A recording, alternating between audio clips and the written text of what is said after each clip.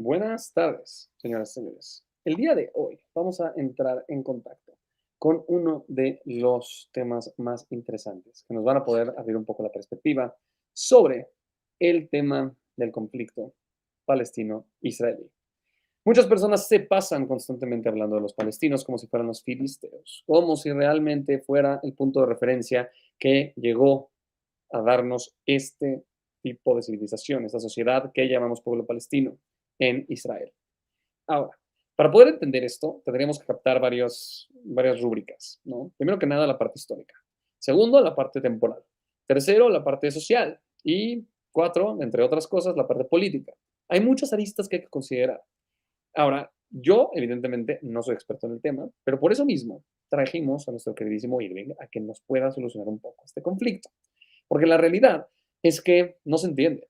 Y varias personas, cuando normalmente toman decisiones o una postura respecto al conflicto palestino-israelí, tienden a decir es que, bueno, los palestinos estaban allá, son los filisteos, y los filisteos fueron un pueblo real. Sin embargo, muchas veces no tenemos los datos para poder saber si esto es cierto o no.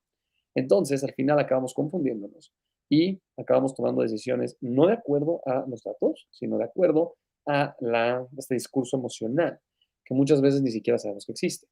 Por lo tanto, vamos a tener a nuestro querido Irving, una vez más, aquí explicándolo. Pero para ello, necesitamos poner algunas reglas en esta transmisión. Número uno, enlace judío, ¿sí? Es un medio completamente judío, lo que implica que es importante que se respete como tal.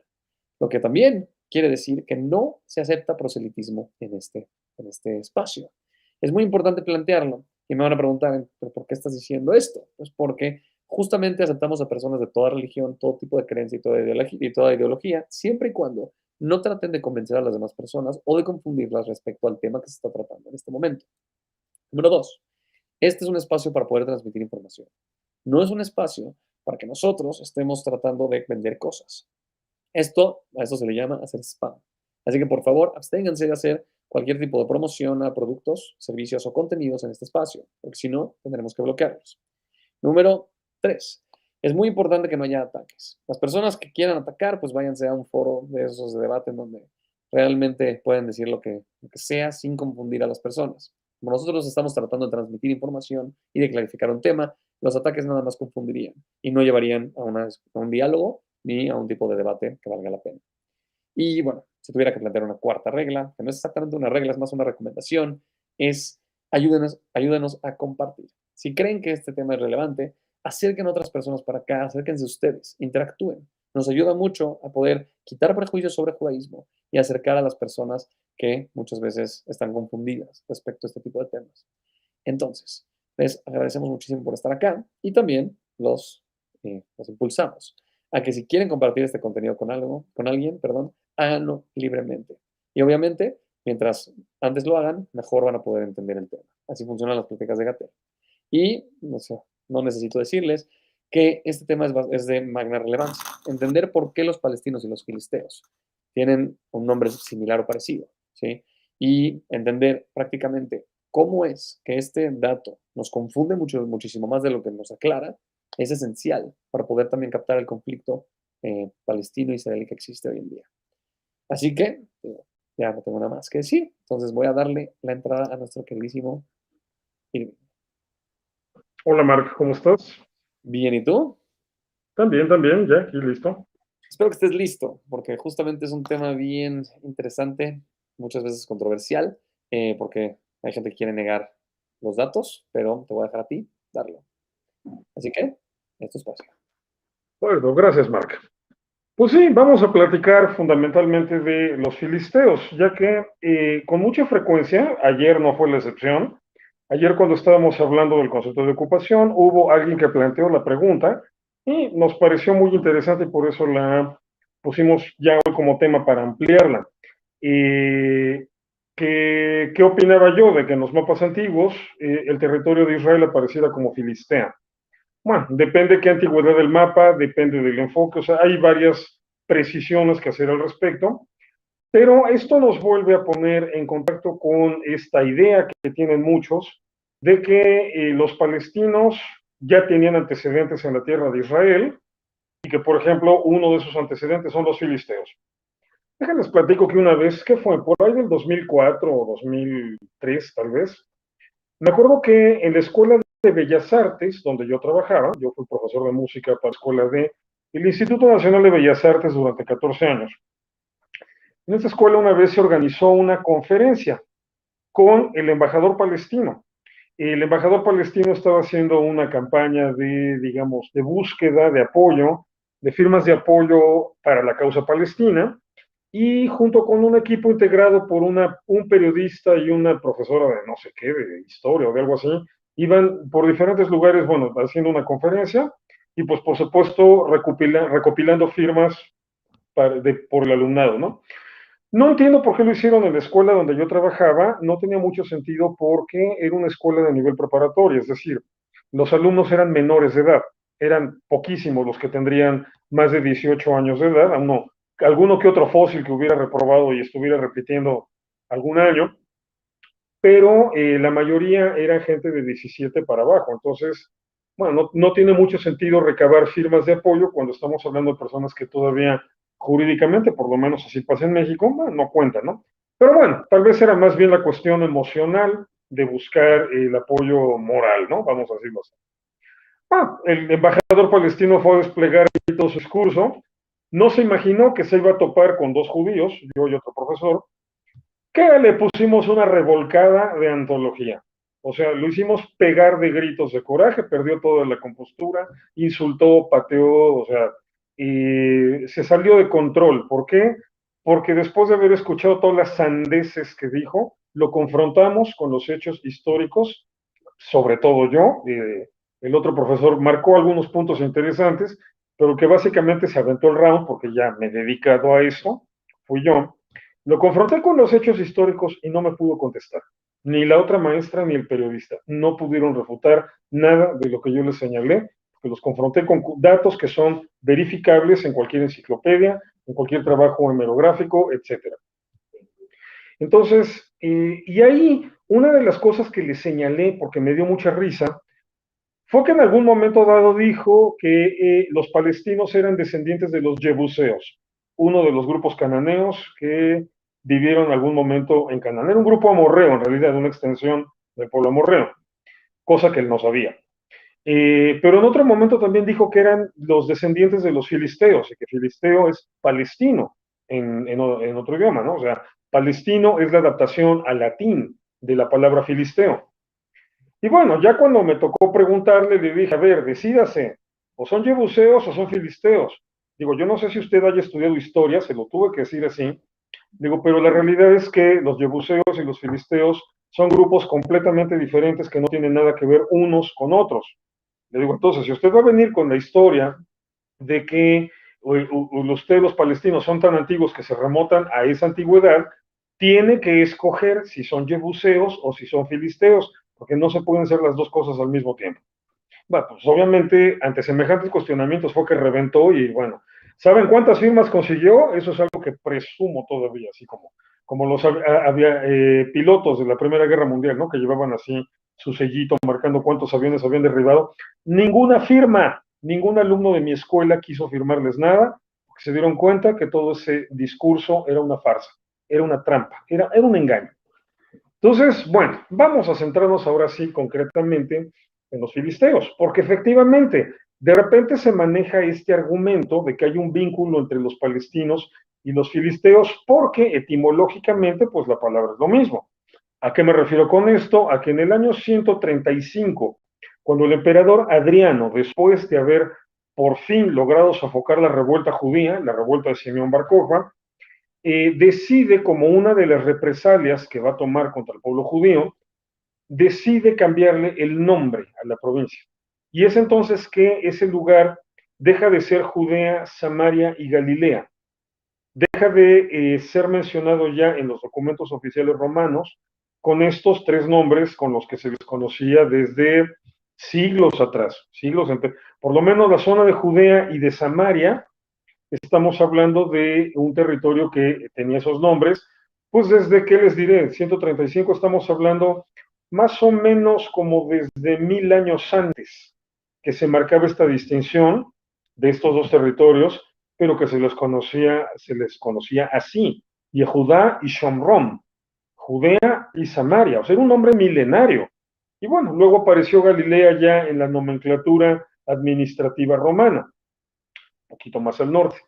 Pero estamos hablando de que justamente una de las represalias que toma Adriano con el pueblo judío es cambiar el nombre. Y entonces la provincia pasa a ser renombrada a partir del nombre de un pueblo enemigo histórico del pueblo judío, los filisteos. Ahí tenemos algunos documentos un tanto fuera, digamos, de la norma, me refiero excepcionales, en el sentido de que se comportan de una forma extraña, o sea, más bien atípica, extraña no, pero sí atípica. ¿Por qué? Porque la gran mayoría de los documentos durante esos 1000 años se refieren a esas regiones como Yehudá y Shomrón, o Judea o Samaria en griego. Mientras que solamente de repente Heródoto, el historiador judío, se va a referir a la tierra de Palestina. Él es el primero que lo va a mencionar así, ya en griego. La tierra de los filisteos, de los palestinos, nada más lo está adaptando al idioma griego. Por supuesto, Heródoto no se refiere a todo el territorio con este nombre, solamente al área en la que se desenvolvieron los filisteos. Esto es en la zona centro y hacia el mar Mediterráneo. O sea, arribita de la frontera con Egipto, ¿no? De lo que actualmente es Israel, es la parte central.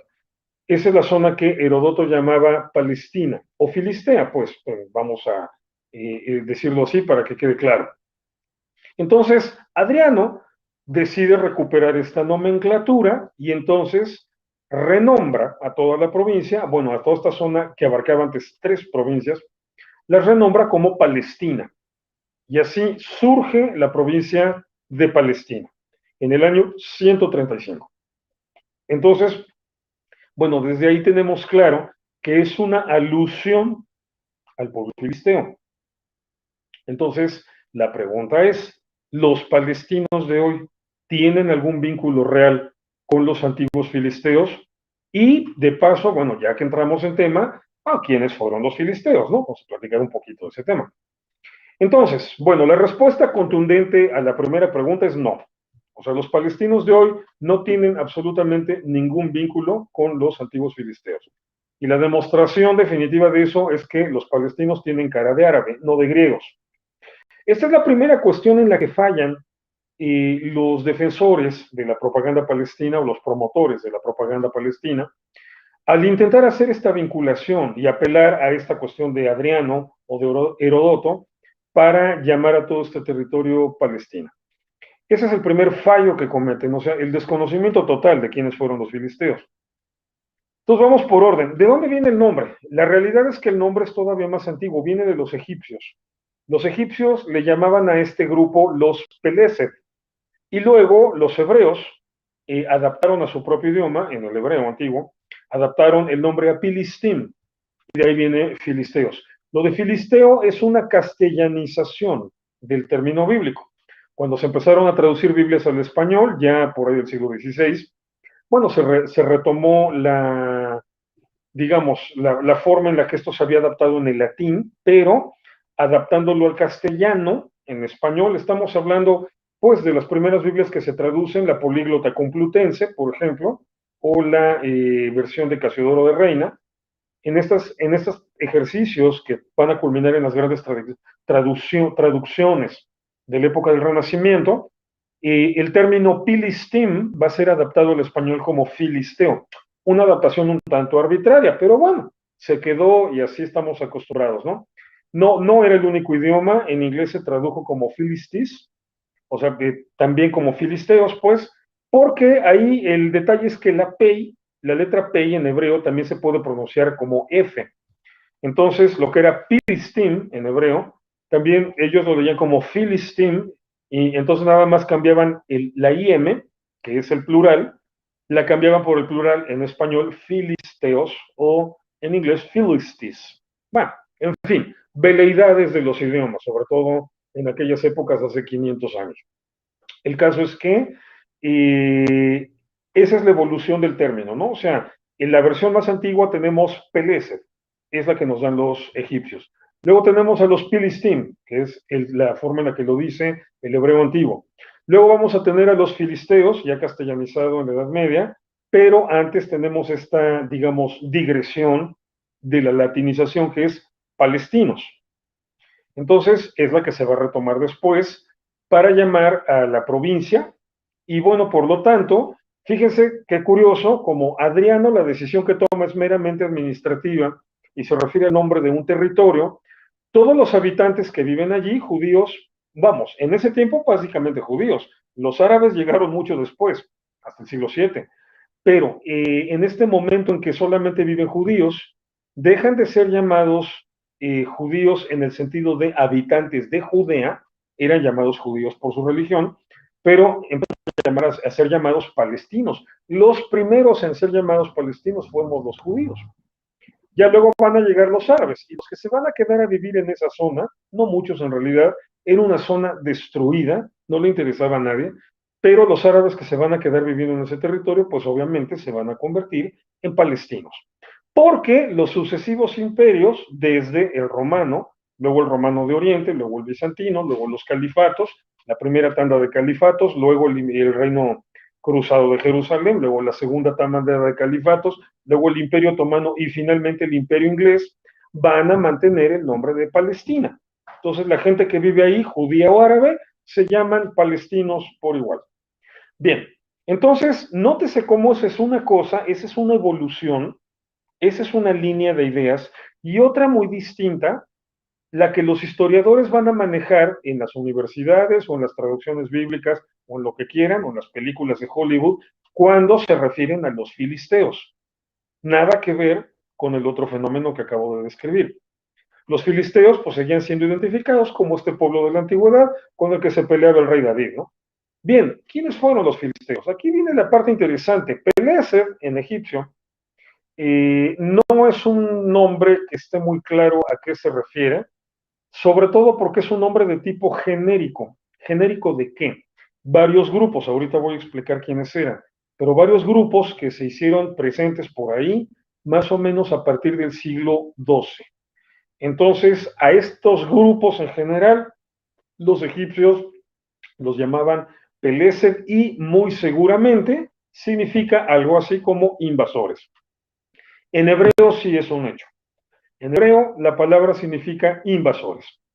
Los filisteos son los invasores. Y esta es la parte irónica, ¿no?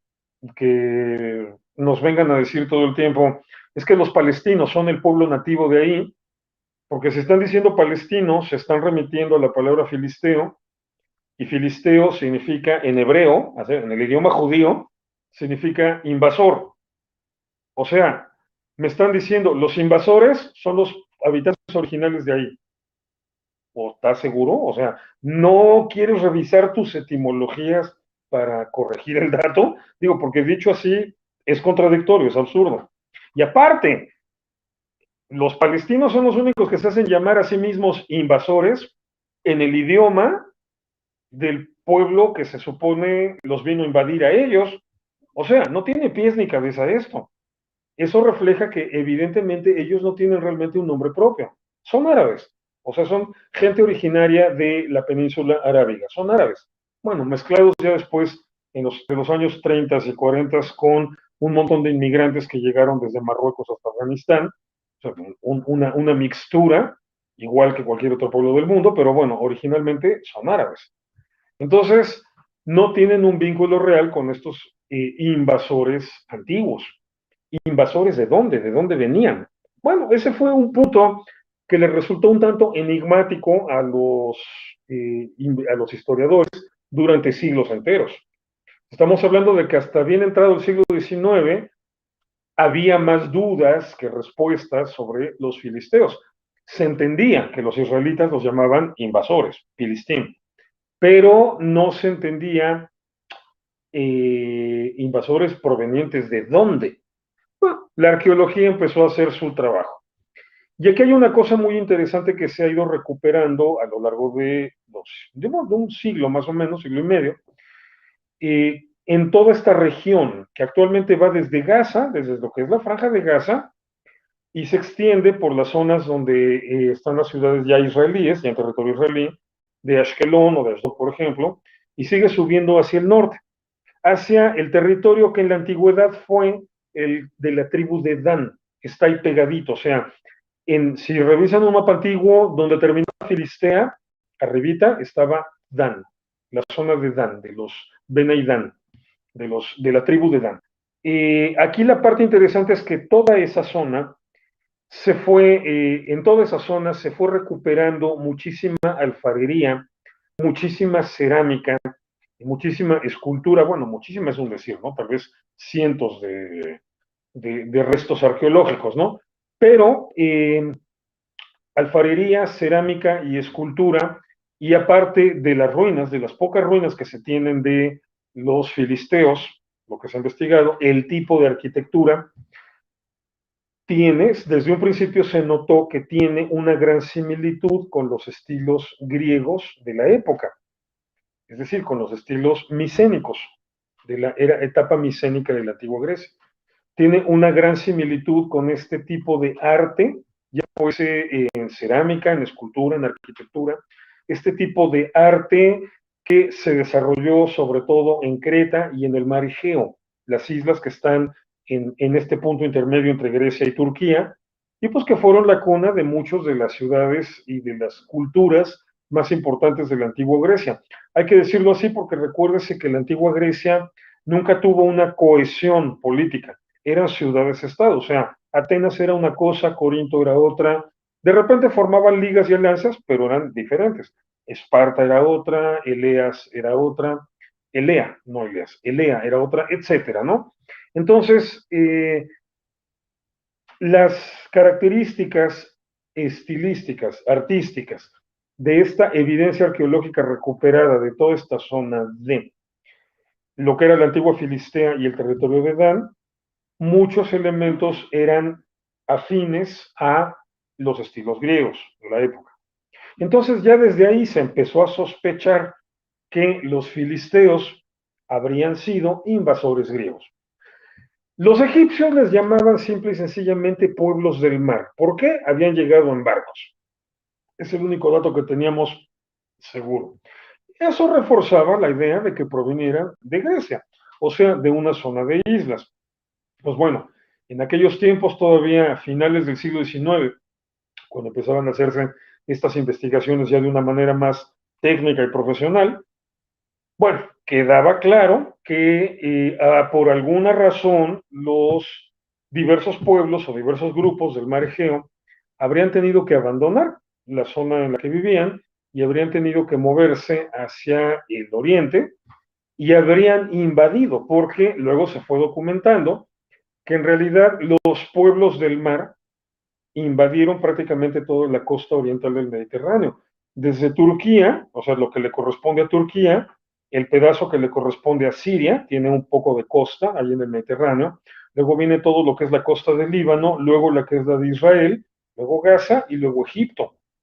O sea, en toda esa zona hubo invasiones de los pueblos del mar. Algunas exitosas, algunas no. Algunas violentas, otras no. Entonces, provocaron estas invasiones, ya los arqueólogos fueron rearmando, cómo estas invasiones provocaron un panorama de inestabilidad tremendo, que es con lo que se considera termina la edad de hierro y empieza una nueva etapa histórica, ¿no? Sobre todo la de bronce. Pero bueno, termina la edad de hierro. ¿Por qué? Porque los dos grandes imperios representativos de esta etapa, que fueron todavía el imperio egipcio hasta el llamado imperio nuevo, y el imperio hitita, su principal rival en aquellos entonces, estamos hablando de la época de Ramsés II, por ejemplo. Este tipo de reinos entran en un colapso severo, y obviamente eso marca el final de su esplendor. En el caso de los egipcios no fue tan grave. Los egipcios, por culpa de la invasión de los pueblos del mar, los egipcios perdieron todas sus provincias que tenían, o sea, todo el territorio que controlaban en Canaán. Canaán quedó liberada del dominio egipcio por la invasión de los pueblos del mar. Entonces los egipcios se tuvieron que replegar y encerrar en su propio reino. pudieron rechazar la invasión de los pueblos del mar a su propio territorio. Los primeros registros de invasión de los Peleset o pueblos del mar invasores a Egipto los tenemos ya desde tiempos de Ramsés II, precisamente. Ramsés II, los registros que tiene es de que los logró rechazar exitosamente. Pero ya después, cuando viene, hereda el trono su hijo Merneptah, que lo heredó ya muy grande, aquí el problema fue que Egipto durante, ¿qué será?, 40 años, estuvo gobernada por viejitos. Y eso no siempre es bueno, menos en la antigüedad, o sea, en unas épocas en donde el desgaste físico era todavía más fuerte que de lo normal. Hoy te puedes encontrar una persona de 70 años perfectamente lúcida, entera y en todas sus facultades físicas y mentales. Y te puedes encontrar gente de 80, 85, 90 años bien lúcidos todavía. En la antigüedad esto no era lo normal. O sea, en la antigüedad ya prácticamente a partir de los 50 años ya estabas viejito. Y bueno, ya si llegabas a vivir 70, 80, 90, bueno, estabas súper recontra bien viejito. ¿Por qué? Que te habías pasado por lo menos una tercera parte de tu vida, o si no es que la mitad, siendo viejito. Entonces, bueno, eran otras condiciones. Bien, el problema aquí está en que Ramsés es un faraón que va a vivir aproximadamente entre 90, 92, 93 años, o sea, muchísimo para esa época. Bueno, entonces uno dice, es una longevidad respetable, una longevidad muy yiddish. Los ashkenazíes de repente tienen estos rangos de longevidad o incluso más, pero los, pues los egipcios no, los egipcios no era normal que alguien se muriera de esa edad. Bueno, Ramsés vivió 92, 93 años, pero fue faraón durante 67 o 68, entre 67 y 68 años. Entonces, bueno, imagínate, o sea, si Ramsés, digamos que a los 60 años, vamos a ponerlas leve, a los 60 años ya era anciano, ya era un anciano de los cánones de la época, pues bueno, 32 años, Egipto estuvo gobernado por un anciano. Bueno, era un anciano listo, ¿eh? Todavía pudo contener a los embates de los pueblos del mar y los rechazó. Pero cuando Ramsés muere, hereda el poder su hijo Merneptah, porque obviamente ya también es un anciano. O sea, Merneptah no tenía 28 años o 19 o 18 como cuando Ramsés tomó el poder, 17 creo tenía cuando es coronado faraón. Y Merneptah ya tenía, probablemente andaba por ahí de los 60 años, si no es que un poco más, o sea, ya era otro anciano. Y Merneptah no tuvo una longevidad tan marcada como la de su papá, así que él nada más gobernó 10 años. Entonces, bueno, a los 30, 32 años de Ramsés, agrégale otros 10 de Merneptah, ¿no? 40, 42 años, Egipto estuvo gobernado por faraones ancianos. Merneptah ya no tuvo la capacidad de estrategia militar o de lucidez política para contener ese embate, entonces es en tiempos de Merneptah cuando Egipto pierde completamente el control de las provincias cananeas. Y bueno, y eso provoca que se establezca un grupo de pueblos del mar en lo que actualmente es Gaza, y obviamente un poquito más hacia el norte, ya en territorio israelí, se establezcan allí un grupo de pueblos del mar. Egipto logra replegarse, pero Canaán se queda volando, se queda sola, y se tiene que pues, enfrentar a este grupo invasor. Este fue, por ejemplo, un lugar en donde los pueblos del mar tuvieron el éxito suficiente como para poder asentarse. En Egipto no lo tuvieron. En lo que es Gaza, que va a ser, le llaman la Confederación Filistea, porque eran 5 ciudades que eran independientes una de la otra, pero bueno, que estaban en toda esa zona. La más importante de ellas era Ashkelon, pero también estaba Ashdod, estaba Gat, 5 ciudades en las que se van a establecer este grupo que las fuentes egipcias llaman de manera genérica los filisteos. O sea, no era el nombre del grupo, era el nombre que los filisteos, que los egipcios, perdón, les daban genéricos a los invasores, lo que implica que eran grupos distintos. Nada más que, bueno, pues llegaron, se establecieron allí, ahí están los invasores. Bien, es un hecho que otros grupos, aparte de estos, probablemente 5, es lo más lógico, si son 5 ciudades, eh, otros 5 grupos, o otros grupos más, aparte, perdón, se hayan establecido en la zona norte, en lo que hoy es el territorio de Dan. Bueno, lo que más bien, desde la antigüedad era el territorio de Dan. en lo que hoy es Israel, porque también de aquí hemos recuperado un montón de elementos que artísticamente, estilísticamente son griegos. Entonces, esto es interesante porque implica que hubo dos tipos de pueblos del mar en esta región, en este pedazo tan chiquito. Digo, ¿cuánto te tardas en coche de recorrer el antiguo reino filisteo, lo que sería Gaza, hasta el territorio de Dan? Yo creo que te tardas una hora y cuarto en carro. Eso es un territorio chiquito. Pero lo interesante es que el hecho de que no tengamos registro, ni siquiera en la Biblia, de conflictos en la zona de Dan, como los que sí hubo en la zona filistea, pegadito al sur, implica que los invasores griegos que pudieron haberse establecido en el territorio que hoy es Dan, lo hicieron pacíficamente y establecieron relaciones pacíficas con los israelitas de allí. Y como no hay ningún registro especial de qué haya pasado con ellos, lo más seguro, lo más probable, es que estos griegos se hayan asimilado al pueblo de Israel, es decir, hayan adoptado la religión israelita y pues ya con el paso de varias generaciones se hayan convertido en israelitas. Entonces, muy distinto a lo que ocurrió con los grupos que se habían asentado más al sur, que eso sí, venían en plan de invasión, querían conquistar, querían guerra, y más o menos durante 3 siglos estuvieron dando lata, bastante lata, ahí en esa zona. Se tiene evidencia arqueológica de incursiones filisteas que llegaron bastante hacia el oriente, o sea, ya casi llegando, digamos, acercándose a la zona del Mar Muerto, que se dé una idea, pero esa zona nunca la lograron controlar, nada más controlaron lo que actualmente hoy es Gaza y sus alrededores. Pero bueno, ellos sí venían en plan beligerante y se toparon con que los egipcios los controlaron por un momento, pero ya luego Egipto se tiene que replegar y entonces empieza su conflicto abierto contra todos los pueblos que habitaban en Canaán, entre ellos, por supuesto, los israelitas.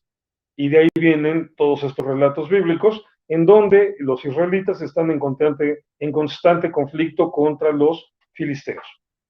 Eventualmente, esta debió ser la razón por la cual todo el pueblo, o sea, toda la gente de Canaán decidiera evolucionar, vamos a decirlo así, políticamente y convertirse en una monarquía. ¿Por qué? Porque Canaán también se gobernaba, digamos, bajo el sistema de ciudades-estado. Y el registro bíblico nos indica que los israelitas, cuando se extienden ahí, después del Éxodo, se organizan en una confederación de 12 tribus. Es decir, algo muy similar a las ciudades-estado. ¿De qué se trata una ciudad-estado? Ya se los he explicado en otras ocasiones, pero ahí va de nuevo. Una ciudad-estado es, digamos, un sistema de gobierno en el que cada ciudad es un reino por sí mismo. Cada ciudad tiene su propio rey y cada ciudad es independiente y autónoma de las demás. No controlan una gran cantidad de territorio, apenas lo que hay alrededor, con algunas villas. Claro, siempre hay pequeñas villas alrededor de cada ciudad. Así era en Grecia, así era en Canaán, y así era en el reino filisteo. Y entonces, este es el modelo de ciudades-estado. Ahora, los israelitas llegan a establecer un modelo un poco más complejo, porque ya no es algo de ciudades-estado, es algo de tribus, una confederación de tribus. Es decir, cada tribu es autónoma, pero cada tribu, bueno, se supone todas son israelitas, pero cada una es independiente una de la otra, tiene sus propios, digamos, gobernantes, tiene sus propios jueces. Es el término shoftim que se utiliza en el hebreo antiguo. Entonces, cada tribu de Israel es, digamos, como un pequeño reino independiente, pero es muy probable que realmente no fueran reinos en el sentido clásico de la palabra, es decir, territorios con una capital y por lo tanto un rey en esa capital que gobernara toda esa extensión de territorio. Lo más probable es que haya sido un punto intermedio entre esta estructura política a la que nosotros ubicamos más claramente cuando nos hablan de un reino, de una monarquía, y las ciudades-estado. ¿Por qué? Porque los cananeos seguían presentes allí, y los cananeos eran independientes y vivían en ciudades-estado. Entonces, Más bien, esta cuestión del territorio de cada tribu se debe referir al territorio en el que estaba repartida la gente que pertenecía a uno de cada grupo israelita, de las tribus de Israel, pero que en realidad se gobernaran más bien como ciudades-estado. Y ya hablando de la estructura política, la Biblia no nos da ninguna explicación al respecto, no es un tratado de sociología ni de ciencias políticas, es nada más el relato de una historia de una familia, básicamente. Pero bueno, entonces, es muy probable entonces que incluso los israelitas, aunque tenían bien delimitadas las regiones de cada tribu, básicamente siguieran el molde de las ciudades-estado. Bueno, en los hechos prácticos. Ok, ¿cómo le haces si los israelitas y los cananeos todos están dispersos políticamente hablando? ¿Cómo le haces para enfrentar la amenaza filistea? Porque entonces cada ciudad tenía que enfrentarse por sí misma. Bueno, ok, suponte de repente nos salíamos 2 o 3 para enfrentar a los filisteos locales, pero los filisteos se volvieron un problema en todo el territorio. Entonces había que evolucionar hacia una estructura política mayor que permitiera presentar una resistencia efectiva contra los ataques filisteos. Bueno, después de 300 años, fíjense lo lentos que eran estas cosas en esos tiempos, después de unos 300 años, toda esta masa de población que evidentemente para ese momento ya es mayoritariamente israelita, los cananeos ya son una minoría, eso lo sabemos porque en el momento en que todos deciden convertirse en una monarquía, la monarquía se va a llamar Israel. Ahora, ¿qué pasó con los cananeos? Bueno, los cananeos quedaron absorbidos en ese Israel. O sea, los cananeos no desaparecieron, ahí lo dice el texto bíblico. Y ese pueblo cananeo permanece en la tierra hasta el día de hoy. Te lo están diciendo un tiempo de... O sea, los cananeos siguen viviendo allí, que no fueron exterminados. Entonces, ahí siguieron, pero no pudieron evitar, ni siquiera parecen haberlo hecho. No tenemos ni siquiera en la Biblia registro de una resistencia cananea en contra de la instauración del reino de Israel. Entonces, de ahí se deduce que los cananeos, de alguna manera, habrían estado de acuerdo en la fundación de la monarquía israelita, porque evidentemente entendían que era la manera de confrontarse, de poder frenar a los filisteos. Y bueno, se nota que era ya mayoritario el pueblo israelita porque el reino se va a llamar Israel. Entonces, bueno, así fue como se convierte en Israel y así es como ya con una monarquía organizada se enfrentan a los filisteos y es cuando les van a poner el límite definitivo. O sea, ya a partir de que se funda la monarquía israelita, los filisteos ya no pueden extenderse más en sus conquistas o en sus intentos de conquistas. Va a haber una etapa de conflictos que va a durar más o menos medio siglo más, que según el registro bíblico va a ser toda la época del rey Saúl, 40 años, y gran parte de la época del rey David. Otros 10, 20, 40 años, dije 30 años, no sé, 40 años. Otros, porque son 40 años de Saúl, 40 de David, 40 de Salomón. Bien, durante el reino de David, tal vez otros 10, 20 años más, hubo conflictos con los filisteos. Y lo que el texto bíblico dice es que ya para las épocas de Salomón hubo paz. Entonces, esto implica que las guerras, una vez que se establece la monarquía israelita, las guerras contra los filisteos van a durar unos 50, 60 años más o menos, hasta que los filisteos son derrotados. O sea, hasta que los filisteos son ya encerrados en su zona. En esta zona que, pues obviamente, le van a llamar Filistea, que ahí vivían los filisteos. Pero bueno, ¿qué pasó con ellos? No tenemos tampoco en el texto bíblico ningún vestigio que los historiadores puedan interpretar como que los filisteos fueron exterminados. Al contrario, tenemos de repente por ahí algunas partes o algunos fragmentos en donde se sugiere que las relaciones no eran tan malas, o sea que el fenómeno político era complejo. Por ejemplo, cuando el rey David está haciendo, bueno, todavía no era rey, y está siendo perseguido por Saúl, ustedes lo pueden ver ahí en la Biblia, hay una parte donde se nos cuenta cómo se fue a vivir al reino filisteo, a la confederación filistea, y estuvo trabajando como mercenario para los príncipes filisteos. Entonces, la relación entre israelitas y filisteos no siempre fue tan mala. Había momentos de acercamientos, había momentos de entendimiento. Entonces, ahí evidentemente aplica la frase, famosísima frase, ¿no? De que en política no hay amigos ni enemigos, hay intereses. Bueno, pues sí, así era desde la antigüedad. Entonces, las relaciones entre israelitas y filisteos no siempre, en las épocas de guerra, no siempre fueron malas.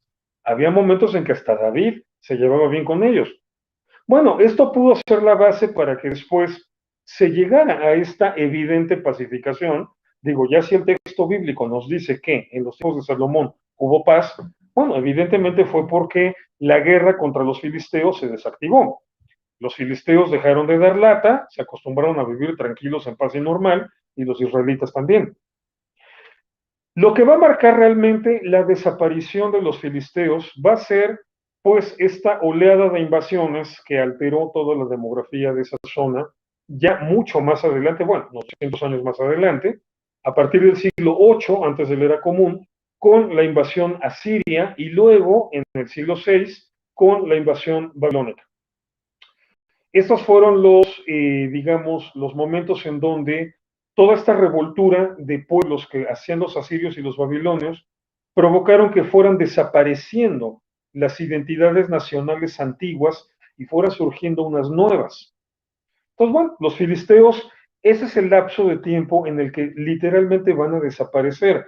Ya después van a quedar como un vestigio al que de repente algunos historiadores, Herodoto, ya lo había mencionado, los mencionan, pero, o sea, hagan de cuenta que hablar ya de los filisteos en los tiempos helénicos, por ejemplo, ya en la época en la que todo se va a escribir en griego, hablar de los filisteos era como cuando hablas de la selección mexicana en el Mundial, ¿no? Y dices, la selección azteca se va a enfrentar a Corea, ¿no? Creo que tenemos a Corea en el mismo grupo para el Mundial. Entonces, bueno, sí, cualquiera lo entiende.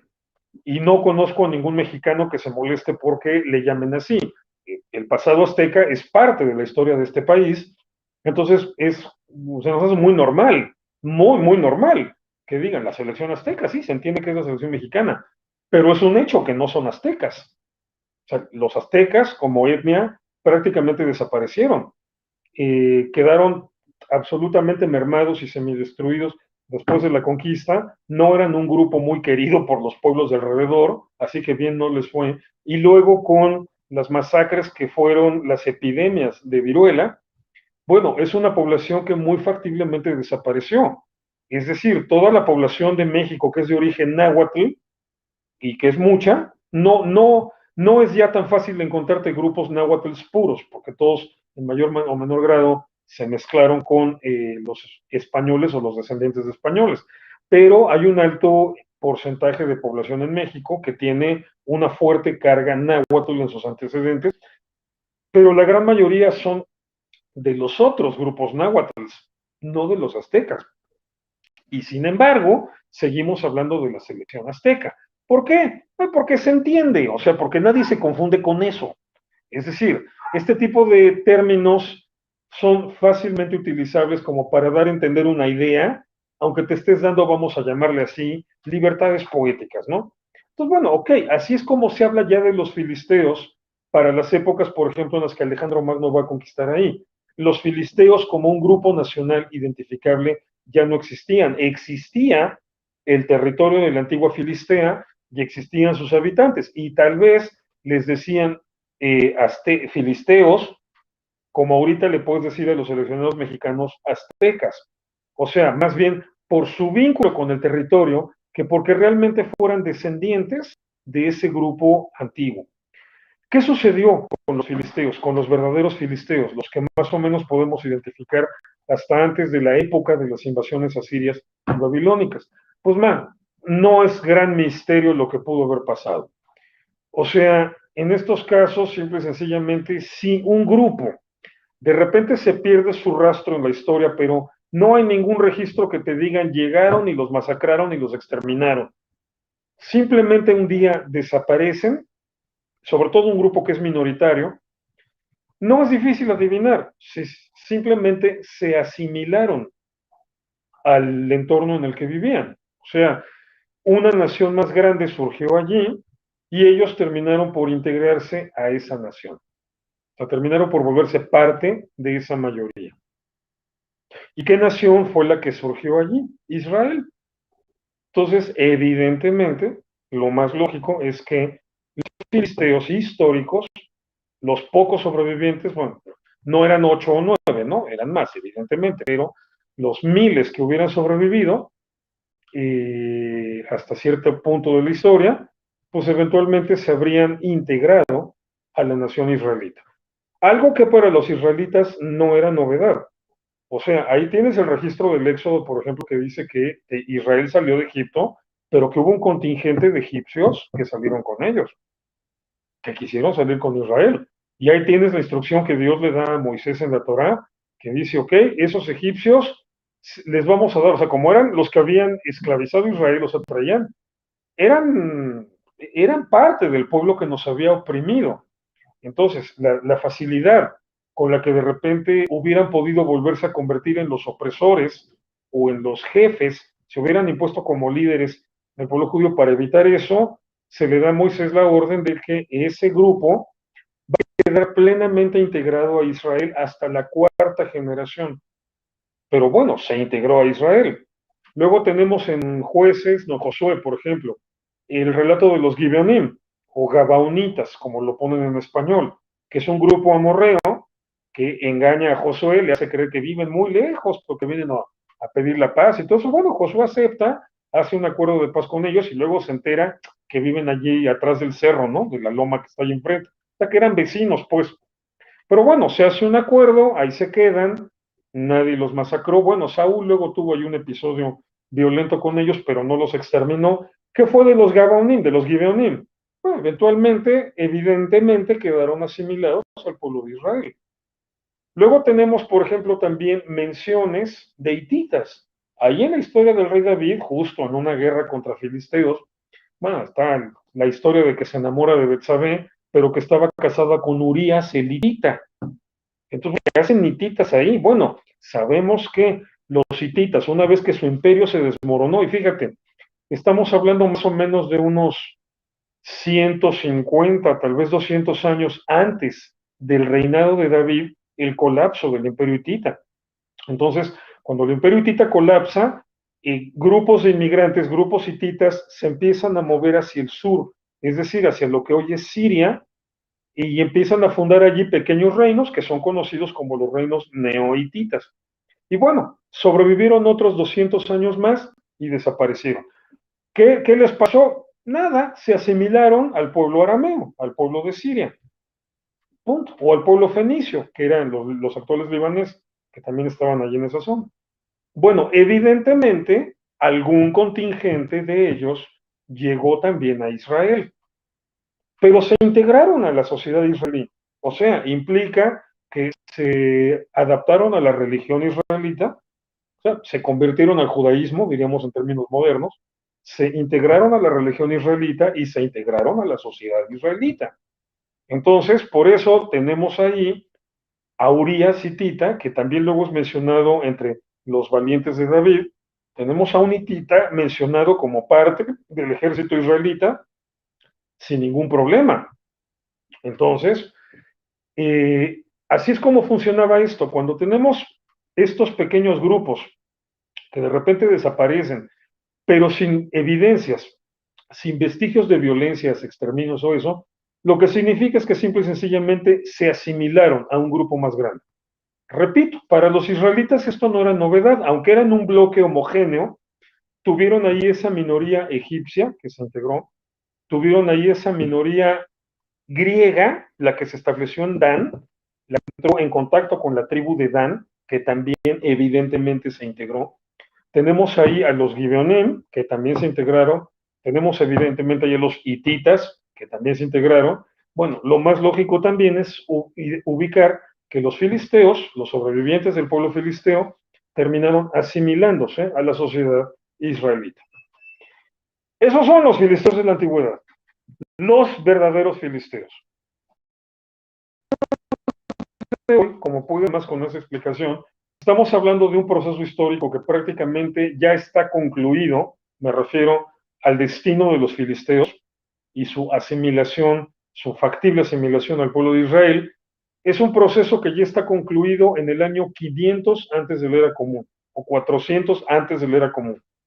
Los árabes van a empezar a llegar a la provincia palestina, recién conquistada por los califatos, primero el califato de los omeyas, van a empezar a llegar pues hasta el siglo VII, o sea, 1000 años después. 1000 años después. Es evidente que esos árabes no tienen ninguna vinculación con los filisteos. Y por eso, en la cultura palestina actual, no existe ningún vestigio cultural griego, porque los filisteos originales eran griegos. Les había dicho yo al principio de la charla que se llegó a esta conclusión analizando la cerámica, la alfarería, la arquitectura y otras manifestaciones artísticas. Se había llegado a esta conclusión por la similitud que tenían con el arte griego. Bien, conforme la ciencia genética ha venido evolucionando, ya ahora sí se puede recuperar así de cualquier cosita de ADN, ya se puede recuperar mucha información. Todavía hace 20, 30 años esto no era posible. Necesitabas que se hubiera preservado una cantidad de ADN bastante grande para poder hacer una investigación pues, de la genética de gente antigua, de cadáveres antiguos, ¿no? Pero bueno, ahorita ya los instrumentos de investigación son más sofisticados, ya pueden trabajar con menos información, entonces ya se ha podido revisar el ADN de cadáveres de filisteos. Y se confirmó lo que la arqueología ya sabía o ya proponía. Se confirmó, son de origen griego. Punto. Nada raro. Entonces, los palestinos en la actualidad no tienen ningún vestigio griego en sus elementos culturales antiguos, atávicos. Es evidente que no tienen ningún vínculo real con el pueblo filisteo. Los palestinos actuales, todos sus referentes culturales son árabes. Su idioma es árabe, comen comida árabe. Su música es árabe, bailan, sus bailes son árabes. Son árabes. O sea, aquí en México decimos, si tiene pico de pato, camina como pato, parpa como pato, y come lo que come un pato, es un pato. Entonces, si tiene toda la estructura cultural de los árabes, son árabes. Punto. Llegaron de la península arábica. Ni son nativos de Israel, de lo que es Israel, ni son descendientes de los filisteos. Pues bueno, ¿qué cambia esto con la situación en la realidad actual? Nada, en realidad. O sea, aquí sí hay que dejar algo muy en claro. No importa que los palestinos sean de origen árabe, que sus principales raíces estén en la península arábiga. No importa en el sentido de que sería una aberración decir se tienen que regresar a Arabia. No. A ver, aquí en este sentido la política es muy simple.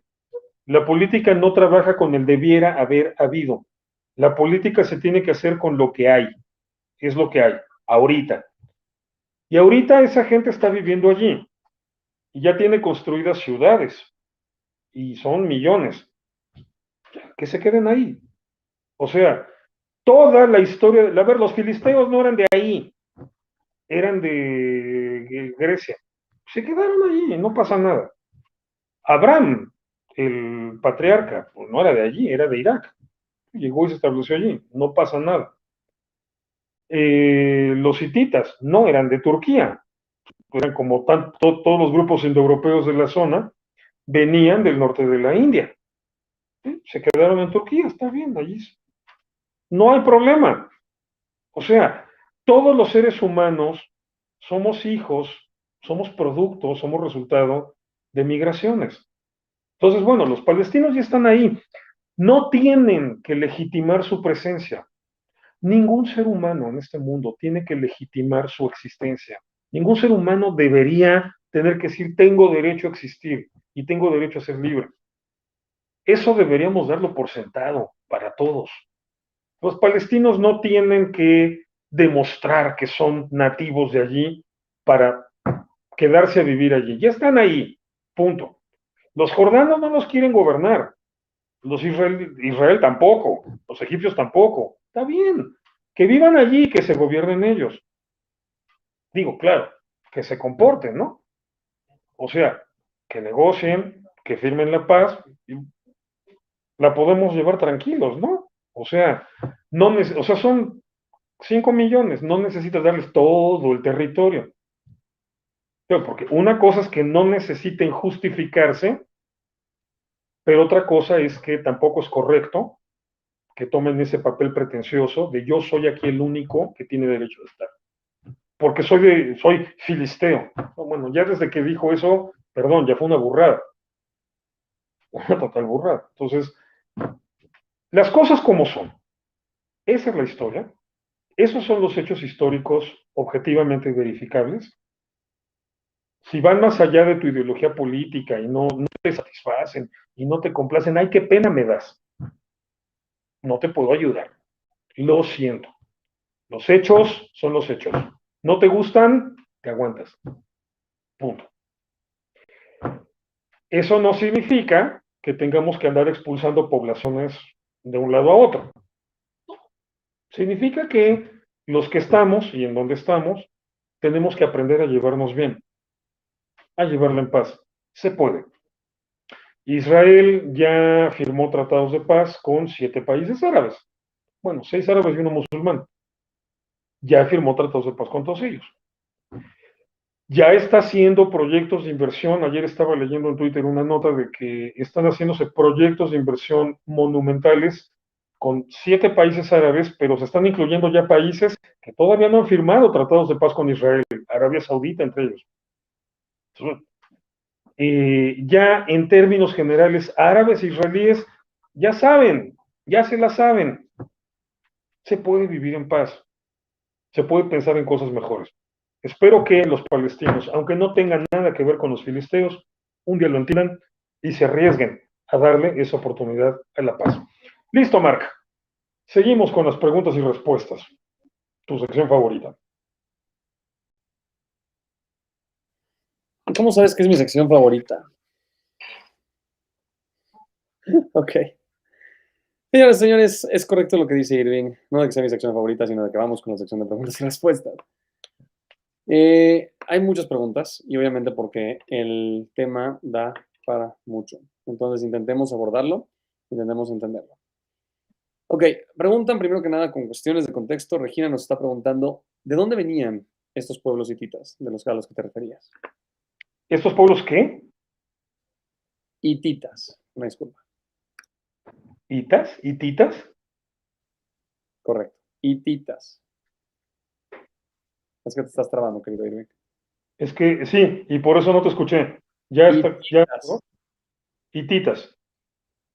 Ok, los hititas, a ver, vamos a ubicarnos, se establecieron en lo que actualmente es Turquía y es un grupo indoeuropeo, o sea, es parte de toda esta cadena de grupos que se originan en el norte de la India y se van trasladando para poblar lo que actualmente es Europa.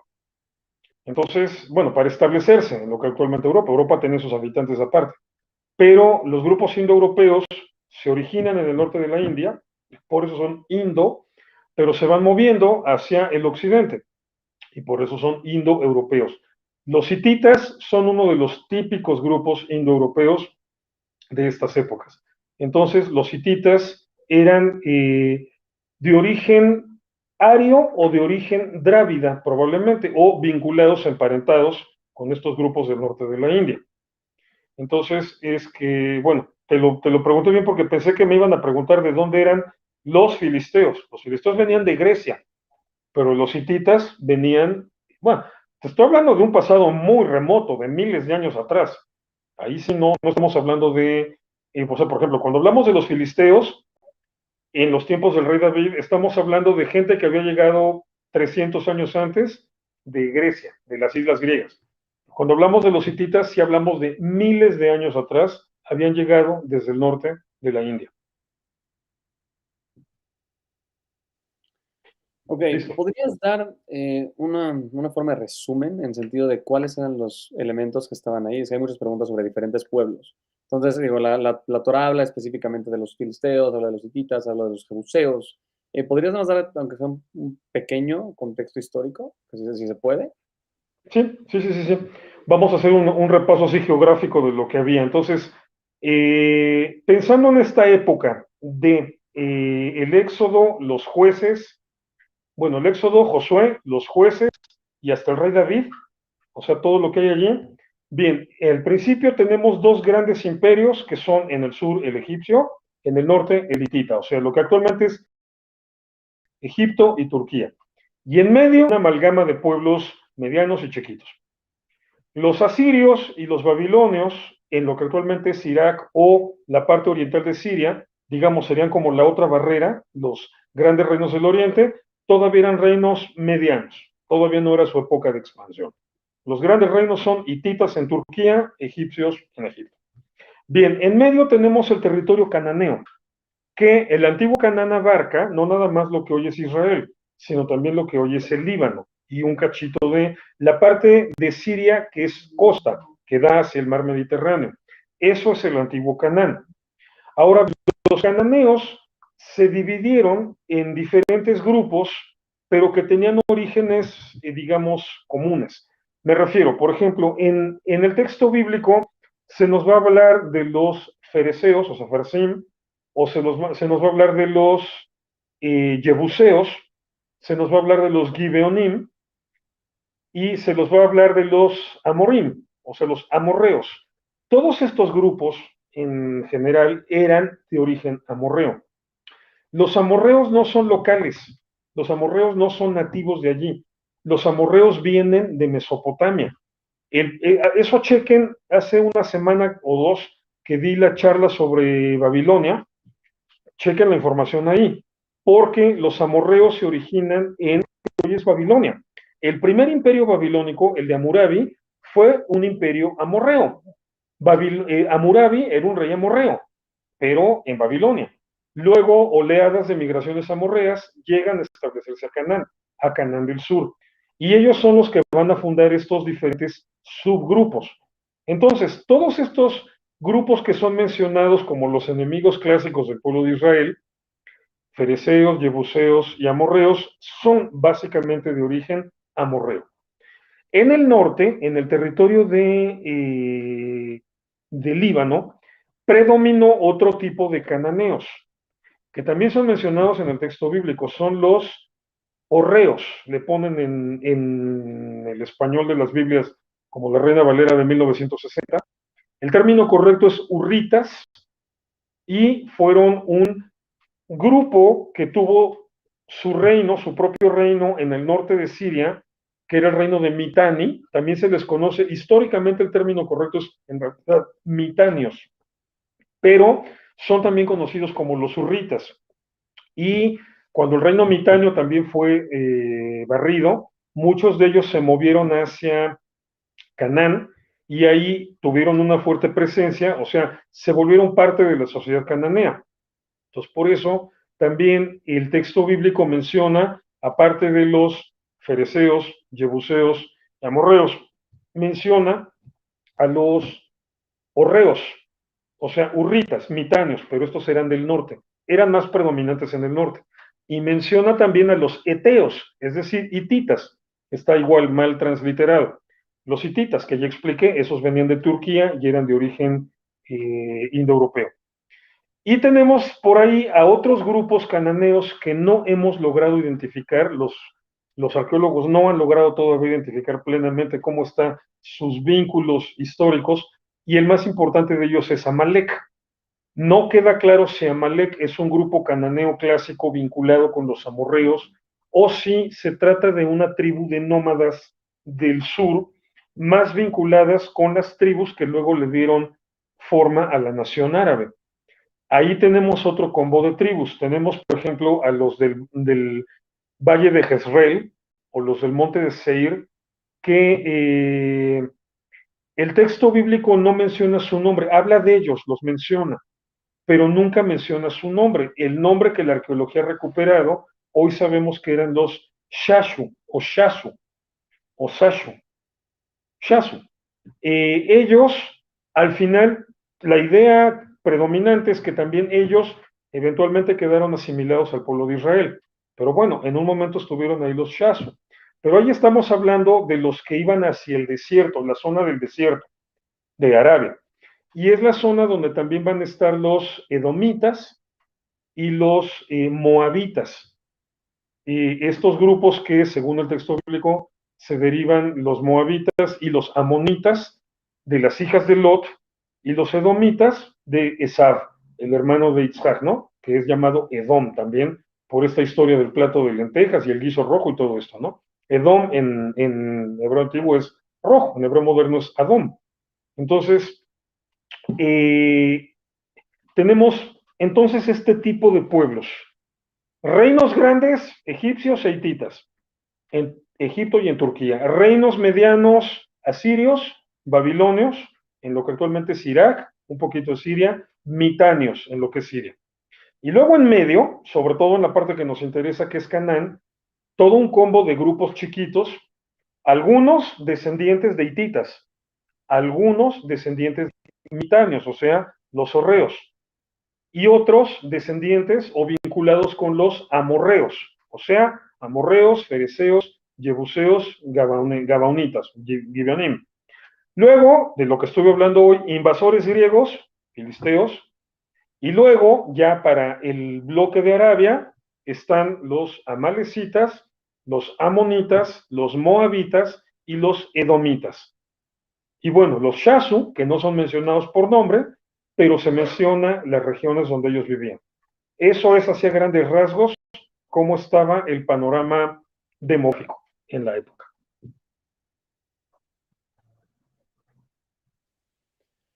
Ok, ahora continuando un poquito nada más este tema y poder pasar a los siguientes. Me pregunta Isaac, ¿qué libros recomiendas para poder leer y conocer más sobre los filisteos, amorreos y los pueblos del mar en la zona de Canaán y las zonas del Levante? Alguna vez platicamos aquí que de los libros de Paul Johnson de la historia de los judíos, la historia de los árabes, y también tú también diste como referencia uno de los libros de la formación de la tierra de Canaán, de Isaac Asimov. No sé si eso sea, o sea, eso sí, nada más quería traerlos a colación porque lo veo relevante. Básico, ese es buenísimo, el de Isaac Asimov, porque Isaac Asimov tiene el encanto de que él no era un investigador, o sea, él no se dedicaba a la arqueología, no andaba a ir sacando potecitos, ¿no? Isaac Asimov era un divulgador, y era un divulgador de dimensiones enciclopédicas. Entonces, generalmente la ventaja de sus libros es que están muy completos en cuanto a la información. Hay una enciclopedia de historia del Medio Oriente, nada más que no me acuerdo el nombre exacto. Son de esas lecturas. Bueno, la bronca es que esta enciclopedia sí es muy densa. O sea, no es fácil de leer, porque son libros, digamos, escritos básicamente por especialistas para especialistas. Son libros densos. Es una enciclopedia de historia de los pueblos antiguos que la publicó la editorial Siglo XXI y obviamente no me sé de memoria la ficha bibliográfica, pero se las voy a conseguir. Bueno, ahí la tengo en la casa, alguna vez la tuve que leer. No es una lectura sencilla, esa sí es bastante espesa, ¿no? La forma en la que te sueltan toda la información, pues son autores que ahí sí no te tienen concesiones, no están escribiendo necesariamente para todo tipo de público. Pero empiezan con el libro de Isaac Asimov y sobre todo, ahorita, si quieren estar actualizados, el problema es que los libros se tardan un rato en escribirse. Si quieren estar actualizados, más bien, el mejor recurso al que pueden seguir son los blogs de arqueología, porque ahí muchos arqueólogos que están trabajando in situ van subiendo así las cosas actualizadas que van encontrando. Entonces, no nada más lees información interesante sobre culturas antiguas, sino de repente también te vas enterando de los problemas que tienen para interpretar o descifrar determinadas cosas, ¿no? Entonces, búsquense las páginas web que se dedican a la divulgación de arqueología de toda esta zona.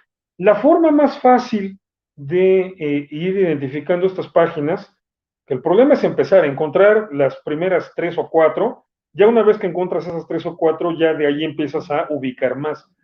Pero para estos temas de arqueología raros, porque de estos sí son raros que no mucha gente le interesan, Wikipedia es buenísima en el sentido de que al final de cada artículo te ponen una bibliografía y te ponen una serie de enlaces externos. Y ahí es en donde puedes entrar a páginas en donde están manejando lo más actualizado de esta información. Entonces el artículo, si quieres, no le pongas tanta atención. A veces son artículos muy parcos, muy limitados o muy chatos, ¿no? Pero la parte de Wikipedia que sí es muy útil es esa, la de enlaces externos. Y bueno, claro, al final también hay una bibliografía. Vienen todas las referencias, ahí tienes una bibliografía enorme. Pero aprovechen esas partes de los enlaces externos. Entonces búsquese, por ejemplo, hititas en Wikipedia y denle una leída al artículo, nunca está de más, pero váyanse a explorar todo lo que hay en los enlaces externos. Ahí van a poder empezar a encontrar páginas web generalmente vinculadas con los blogs arqueológicos, y ahí van a poder empezar a entrar en contacto con todo este material, que pues ahorita es el mejor para mantenerte actualizado. O sea, mucha de la información que yo manejo, sobre todo de ideas actuales, pues ya no la saco de libros, la saco de blogs, la encuentro en los blogs. Entonces, es un relajo porque hay que estar leyendo un montón de cosas, visitando un montón de páginas, pero sí vale la pena, súper entretenido.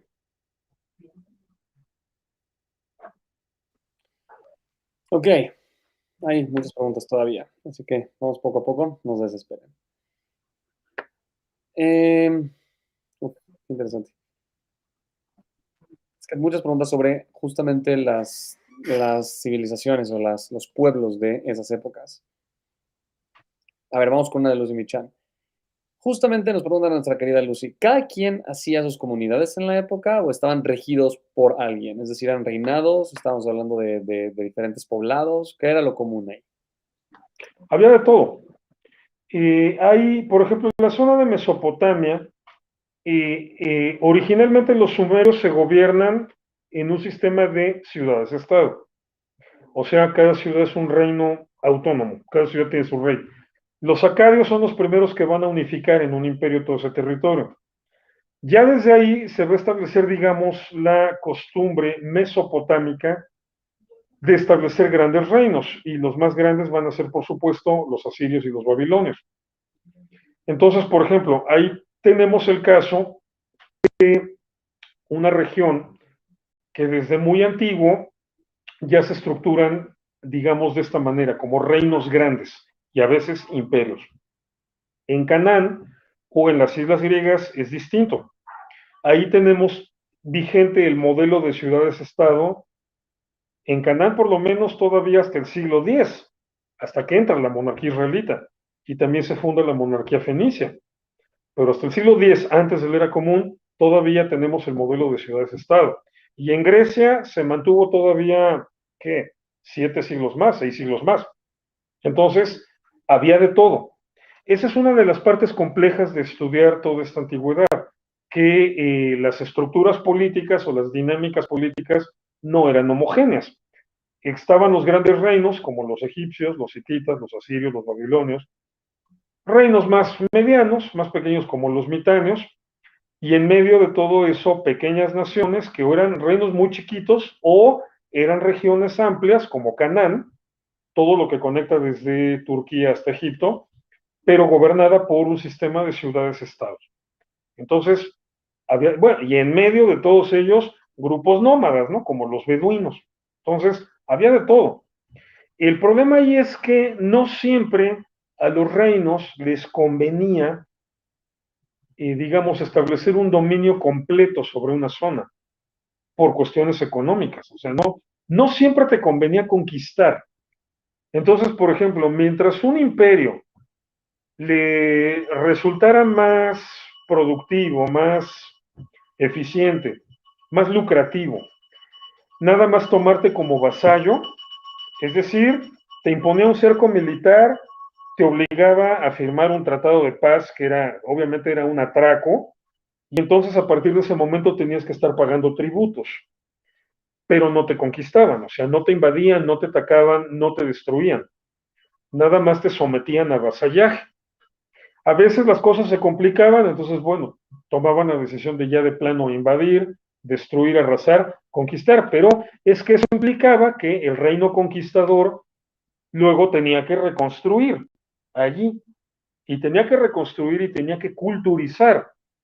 Entonces, muchas veces los reinos lo evitaban. Por ejemplo, los asirios nunca impusieron ese nivel de conquista sobre el reino de Judá. Era parte del imperio asirio, no en el sentido de que hubiera sido conquistado y destruido, solamente en el sentido de que fue un reino vasallo, obligado a pagar tributos. Pero bueno, los babilonios, por ejemplo, originalmente sí toman a Judá, a Yehudá, el antiguo reino de Yehudá, como reino vasallo, pero luego viene una rebelión y entonces ya tienen que hacer la conquista completa. Entonces, bueno, eso depende de quién y depende de dónde y depende de en qué momento, para, digamos, hacer una respuesta precisa. La realidad es que la política era compleja, variada y había de todo. Ok, vamos a como preguntas flash para poder seguir con los temas, pero vamos a darle estas y vamos a poder, o sea, estas preguntas van a ayudar a contestar preguntas más grandes. Primero que nada, hablando de libros, que ahorita recomendaste libros, ¿qué libro recomendarías para poder entender la historia en general?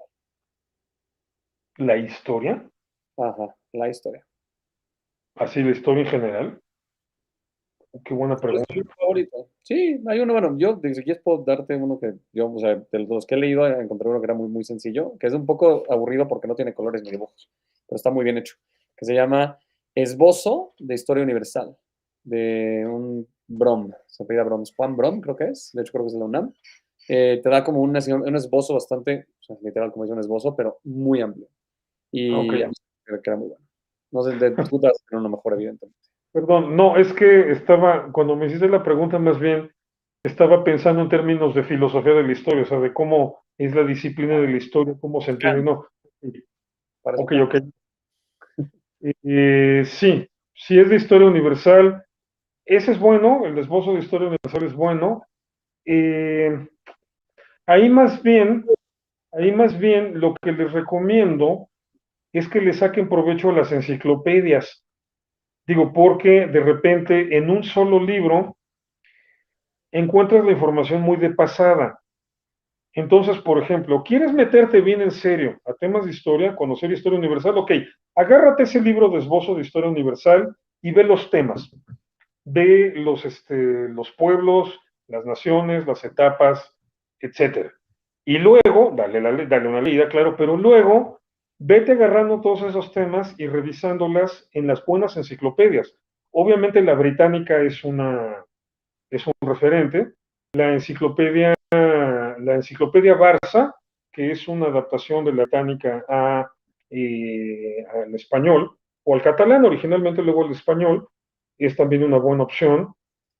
Cuando te metas con temas que tengan que ver con la historia de Israel, búscate esos temas en los artículos de la enciclopedia judaica.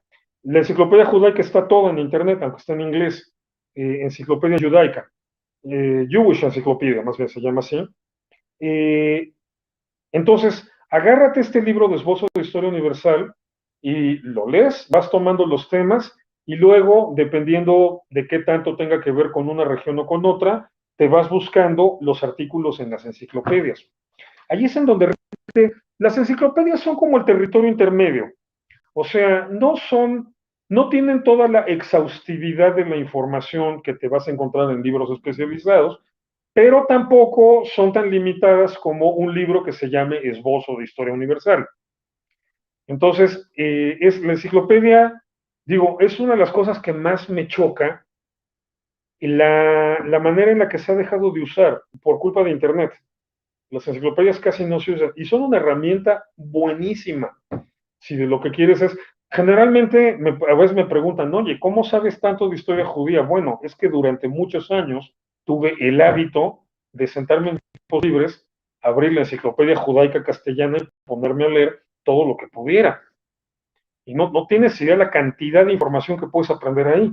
Entonces, agarras ese libro que está recomendando Mark, pero luego mi recomendación es, quieren empezar a ampliar su panorama sin meterse todavía al terreno especializado, que es complejo, sobre todo por la terminología, pero entonces el siguiente paso es la enciclopedia.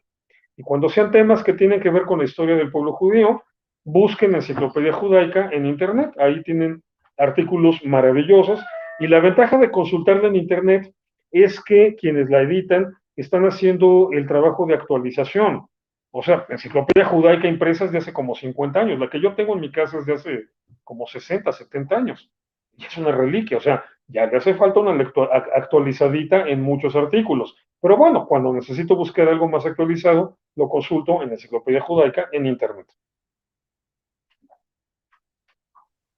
Ok, continuamos. Preguntan, ¿cuál es la diferencia entre un país árabe y un país musulmán?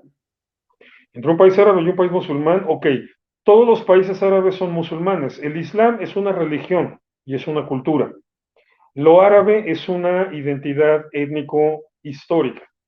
Entonces, los países árabes son aquellos que están integrados o cuyos habitantes son étnica, culturalmente hablando, árabes. Y tienen cultura árabe, es decir, la cultura emanada de la península arábica. El Islam, en cambio, es una cultura más amplia que abarca una gran cantidad de países y muchos, la gran mayoría de los países musulmanes no son árabes. Por ejemplo, todos los países musulmanes que ya te encuentras en la zona de Afganistán, Pakistán, Turkmenistán, Azerbaiyán, etcétera, son musulmanes, pero no son árabes. O sea, ellos ya son indoeuropeos, son gente más vinculada con el norte de la India y estos antiguos pueblos que son todo el bloque indoeuropeo. Tienes el Islam asiático, Singapur, por ejemplo, pues es un país musulmán, pero no es un país árabe. Entonces, la diferencia es que cuando hablamos de lo musulmán, nos referimos a una cultura religiosa, sobre todo emanada de una religión que se expandió por medio planeta. Cuando hablamos de los árabes, hablamos de musulmanes, pero estamos hablando de un grupo étnico-cultural muy específico. Entonces, los árabes son musulmanes, pero no todos los musulmanes son árabes. Nada más hay que tener eso claro y ya queda. Ok, continuamos. Salud. Gracias. Pregunta Minor. Sí, creo que ya dice así, Minor. He escuchado decir la Palestina de los tiempos de Jesús y otros dicen que el nombre de Palestina se le dio por un emperador romano en el siglo II. ¿Desde cuándo se llama así? Ahora, digo, el nombre de la tierra no es lo mismo que el nombre del pueblo, hay que hacer esa aclaración, pero también sería muy interesante abordar por qué es tan importante estar remarcando constantemente que Jesús era un personaje palestino, independientemente de que no tiene nada que ver con lo que sea, como explicas en la charla. A ver, el hecho histórico objetivo, donde no hay vuelta de hoja. El territorio se llama Palestina desde el año 135 de la era común, o sea, desde 100 años y cachito después de Jesús. Este es un tema que discuto mucho con amigos, que también les encanta todo lo de ciencias bíblicas y sobre todo lo que tiene que ver con esta época en la que vivió Jesús y se originó el cristianismo. Cuando vuelve a salir este tema de que le mencionan el judaísmo palestino de la época de Jesús, ¿no? Yo siempre he señalado que ese término está mal, porque no se le puede llamar Palestina a un lugar que, bueno, no se le puede llamar palestino a lo concerniente a un lugar que no se llamaba Palestina. O sea, el término es correcto a partir del año 135, pero aquí estamos hablando de eventos que ocurren, o sea, sobre todo en el siglo II, I antes de la era común, y luego en el siglo I de la era común. Pues no, el término correcto, si vamos a hablar del ambiente en donde se desenvolvió Jesús, sería o el judaísmo galileo o el judaísmo judaíta. Utilizamos la palabra judaíta en vez de judío. Utilizamos la palabra judío cuando nos referimos al pueblo y a la cultura.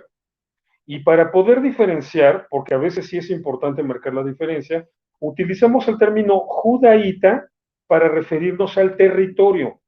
Porque, por ejemplo, si vamos a hablar de galileos, estamos hablando de judíos, porque eran judíos, pero eran galileos.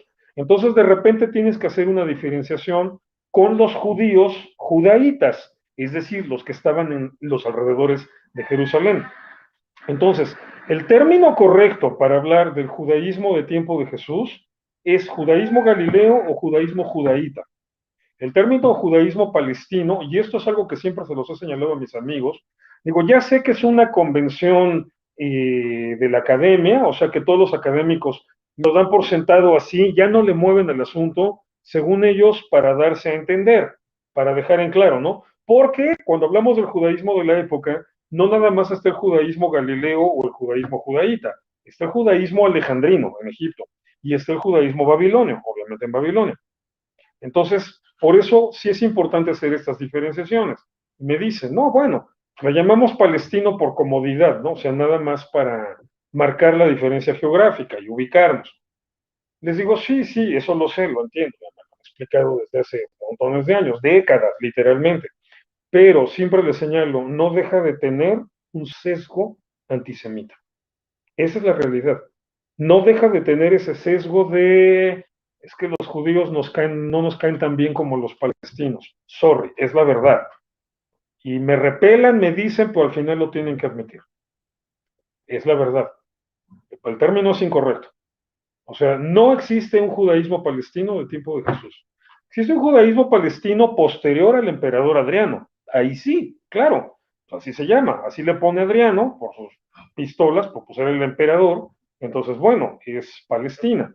Y hablamos de una cultura o de un judaísmo o de una provincia o de una vida palestina, protagonizada por judíos, obviamente, ¿no? O sea, nada que ver con el pueblo hoy palestino.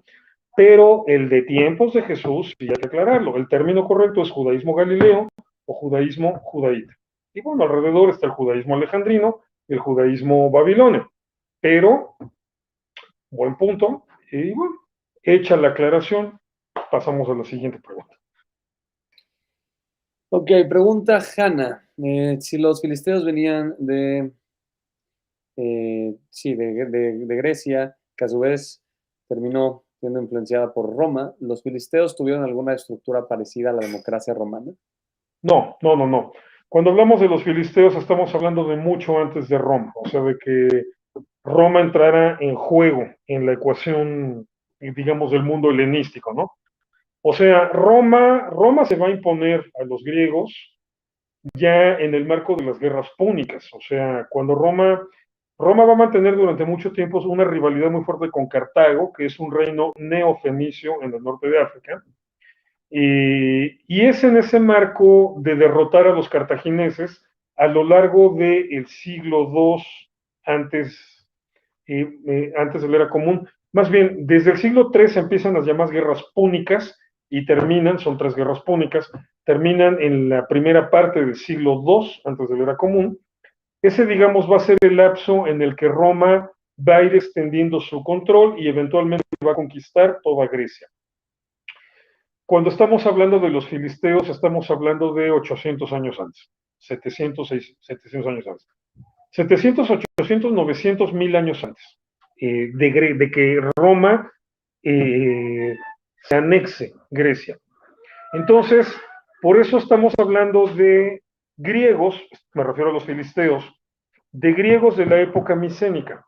Las dos fases culturales más antiguas de los griegos son los minoicos y los micénicos.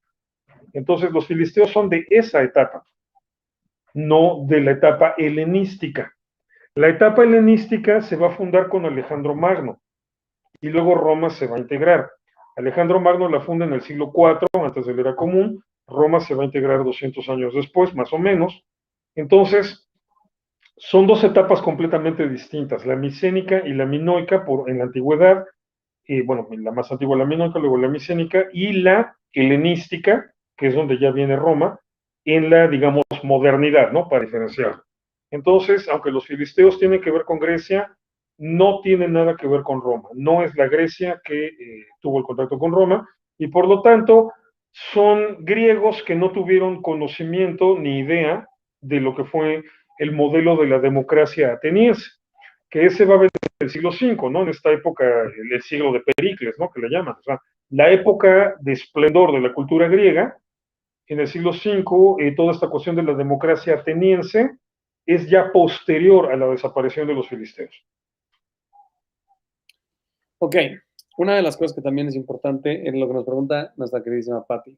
Cuando hablamos de filisteos en específico, ¿cuáles eran sus creencias religiosas? Y una disculpa de esta pregunta, se me perdió, pero valdría la pena abordarlo. O sea, sabe que eran los invasores, así considerados por el imperio, ¿sí? O sea, tenemos que plantear qué creencias religiosas tenían. ¿Eran idólatras? Es muy interesante esta pregunta.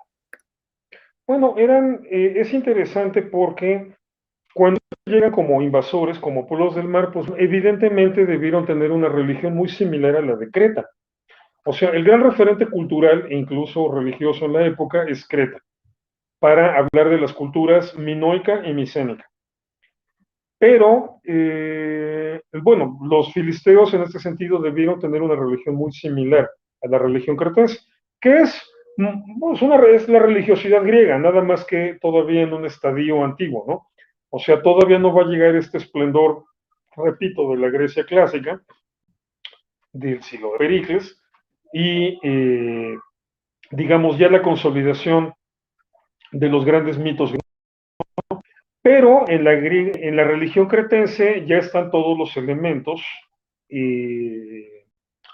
propios que luego van a ser clásicos en Grecia. Hay un libro buenísimo ahí, si quieren saber de la cultura cretense, búsquense un libro que no me acuerdo el autor, se llama El Toro de Minos. Y es uno de los mejores libros que se han escrito sobre esta cultura. La religión filistea, más bien la religión de estos grupos invasores, originalmente debió ser esa. Pero bueno, luego llegan y se establecen a Canaán. Aquí hay que entender una cosa de la antigüedad. En la antigüedad la religión no era un fenómeno autónomo, y menos aún optativo. O sea, tú no practicabas la religión que querías. Esa idea ni siquiera se le ocurría a la gente. Justamente una de las características más interesantes de un sistema politeísta es que no te tenías que convertir de una religión a otra. O sea, si tú eras un filisteo politeísta clásico de estilo cretense, podías llegar a Turquía con los hititas, suponte que no fueras en plan de guerra, ¿no? Nada más andabas de viaje. Y podías adorar a los dioses hititas, ir a presentarle ofrendas y tributos, así como gesto de buena voluntad, o también de respeto, expresión de respeto. Podías llegar y presentar tus ofrendas a los dioses hititas, y eso no alteraba en nada tu conciencia religiosa, porque entendías que estabas en el territorio hitita, y no se te ocurría pensar que se fuera a enojar tu Dios, a menos que estuvieran en guerra, pero si no, no se te ocurría que se fuera a enojar tu Dios porque estuviera, tus dioses, porque estuvieras adorando o presentando una ofrenda a otros dioses. Total, eso lo ibas a hacer estando allí, ya regresando a tu hogar, en Creta o en alguna isla del Egeo, es obvio que no ibas a volver a adorar a un dios hitita. ¿Para qué? Esos son de allá. Entonces, la religión en la antigüedad está profundamente vinculada a la identidad nacional. Por eso, los filisteos, o sea, estos grupos de invasores que llegan y se establecen en la costa de Canaán, se asimilaron a la religiosidad cananea. Es decir, ya para cuando los filisteos están en amplio conflicto contra los israelitas, el tipo de religiosidad que los filisteos practican es cananeo. Y por ejemplo, ahí lo tenemos ya muy marcado en el relato de Sansón. Uno de los datos históricos más interesantes que nos ofrece ese relato es mencionar que al final hay una festividad para el dios Dagón y lo llevan a Sansón ahí para exhibirlo y bueno, ahí Sansón tira las columnas, ese famoso episodio de las columnas, se derrumba el templo y se mueren todos, ¿no? Pero lo interesante es que sea una festividad del dios Dagón. Dagón fue la deidad solar principal de los hititas, perdón, de los filisteos. Pero bueno, Dagón es una adaptación de la deidad cananea Dagán. Entonces, es una de las pruebas más fuertes que demuestran que los filisteos se adaptaron a la religiosidad cananea. Porque esa era la lógica de la época, o sea, pues ya llegamos a vivir aquí, no podemos seguir practicando la religión de allá, bueno, la mezclamos con la religión de aquí, porque son los dioses de aquí. O sea, era una creencia de que los dioses de cada pueblo estaban, no es porque, a ver, los dioses no estaban en el cielo, O sea, ni siquiera los dioses griegos estaban en el monte Olimpo, una montaña específica. Pero los dioses, los griegos, fíjate, los dioses ya tenían una visión moderna internacionalizante, globalizadora, le diríamos hoy. La idea primitiva antigua es los dioses están aquí. O sea, Zeus, como dios del rayo, el dios que dispara rayos, no está en un lugar etéreo o fantasmal o espiritual, no, está en los rayos que caen aquí. Los rayos que caen en Escandinavia, o sea, bueno, ahí le llaman Thor, pero Thor son los rayos que caen allá. Y lo que el helenismo va a desarrollar, esta visión globalizadora, les digo, va a ser la idea de, bueno, ese Thor de los escandinavos y este Zeus de los griegos y este Baal de los mesopotámicos y cananeos, Baal es el dios que lanzaba rayos, es el mismo. Entonces ahí es en donde va a empezar a crearse la idea de los dioses viviendo en una dimensión espiritual. Pero antes, la idea es que los dioses estaban presentes en esa tierra concreta. Entonces, llegan los filisteos a Canaán y adoptan las prácticas religiosas cananeas, claro, fusionándolas con las suyas. Pero entonces, ¿qué tipo de religiosidad tenían los filisteos? Una religiosidad tipo cananeo, mezclada con griego. Listo. Ok. Es que sí, de repente le entras profundo, entonces hay que saber dónde para la palabra para dar la siguiente. Ok, vamos a continuar. Uf, pero muy buenas preguntas. En este caso, ¿qué tan difícil, digo lo que acabas de platicar, fue para el pueblo de Israel tratar de hablar de un Dios que evidentemente no tenía forma y no se podía ver? Bueno, sí, fue difícil, pero más que lo difícil, ahí lo impresionante es lo revolucionario. O sea, lo impresionante del monoteísmo israelita es lo avanzado que es como idea en un mundo en donde las ideas sobre lo divino eran tan arcaicas. O sea, es muy interesante cómo en la literatura israelita, o sea, la Biblia, no maneja nombres de Dios o apelativos de Dios que estén etimológicamente diferenciados de los del mundo cananeo y de los del mundo mesopotámico. O sea, por ejemplo, eh, una de las formas en las que se le llama a Dios en la Biblia hebrea es Él. De ahí viene la palabra Elohim, que puede ser entendida de dos maneras. O sea, si Él es Dios, Elohim podrían ser los dioses, pero Elohim también podrían ser los hijos de Dios. La Biblia obviamente se entiende más como los hijos de Dios, no como dioses. Pero, por ejemplo, él está vinculado etimológicamente a la deidad cananea El, o a la deidad mesopotámica Il, o Ilum, y ya más para acá, al nombre que los musulmanes le dan a Dios, que es Alá. O sea, son variaciones de una misma etimología. Pero bueno, ok, los musulmanes los dejamos ahorita aparte porque son muy posteriores. Pero los mesopotámicos y cananeos, bueno, no nada más tenían al dios El. En el panteón, o sea, en el combo de dioses mesopotámicos y cananeos, el dios El es el padre de los dioses. Y todos los dioses son los Elohim. O sea, Baal, Yam, Dagán, etcétera, todos estos dioses son los Elohim. Y todos tienen su esposa. La esposa de él, en la mayor parte de los mitos, estos nombres siempre variaban, pero generalmente la esposa de él es Astarte, o Ishtar en Babilonia, o Asera, como le ponen en las traducciones al texto bíblico. Entonces, él y Asera son los padres de los dioses. Y luego están los Elohim, los hijos de él. Y bueno, entre los Elohim siempre va a haber uno que se destaque más que otros. Generalmente en la mitología cananea, el más importante va a ser Baal. Pero bueno, eso dependía de cada grupo, ¿no? Algunos le preferían, consideraban que el mero bueno era Yam, que era el dios de los mares, y así sucesivamente. Bueno, el Poseidón después de los griegos. Baal es equivalente a Zeus. Yam es el equivalente a Poseidón. Entonces, aquí la parte interesante es que los israelitas a la hora de hablar en términos monoteístas, no van a inventar un nuevo nombre o un nuevo apelativo. Nada más te van a decir que los atributos de él, o sea, eso que te gusta de él y que adoras del dios él, y eso que te gusta de Baal y tú como cananeo adoras del dios Baal, y eso que te gusta de Marduk como Babilonia y adoras de Marduk, y eso que te gusta de cada deidad por lo que la decides adorar, todo eso en realidad nada más está presente en un solo dios. Entonces, la idea israelita, la genialidad de la idea israelita, no es la idea de excluir, o sea, este es el único bueno y todos los demás no existen.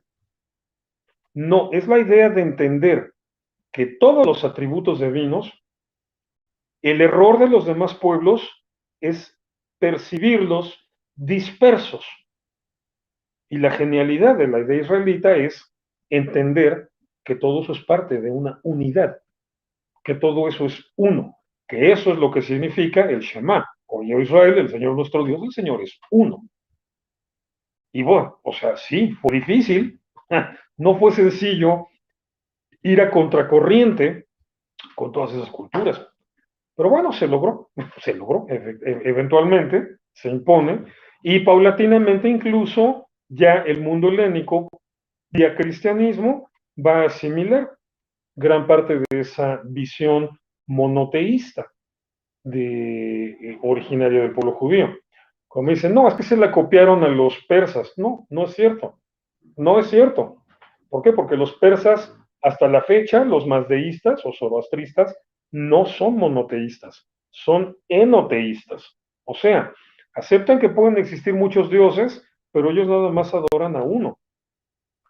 Entonces, y la religión de Israel ya en su etapa, ya que se derrotaron toda, sí, porque ahí la Biblia nos dice, ¿no? Toda la competencia que había, todavía estaban los lugares altos donde hacían sacrificios a Baal y bla, bla, bla.